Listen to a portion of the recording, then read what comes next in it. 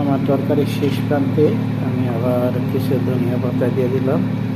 মাছগুলো হয়ে গেল। রূপচাঁদার মাছের তরকারি ভাজি নাই, না ভিজিয়ে দিলাম, কাঁচা মাছটাই দিলাম। কাঁচা মাছটা দিলে গ্রানটা বেশি হয়।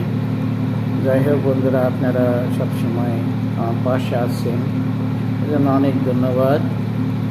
তারপর আপনাদের আজকে কী কী আয়োজন অবশ্যই আপনাদের প্রোফাইলে গিয়ে দেখব।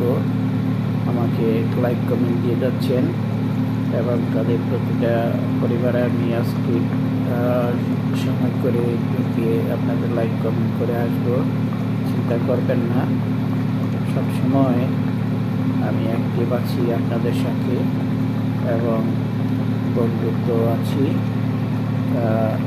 বন্ধুরা, আপনাদের মঙ্গল কামনা করি। এই কামনায় আমার আজকে এই ভিডিওটা রাখি। লাইক কমেন্ট শেয়ার অবশ্যই দিয়ে যাবেন। আপনাদেরও পাশে আছি। ধন্যবাদ।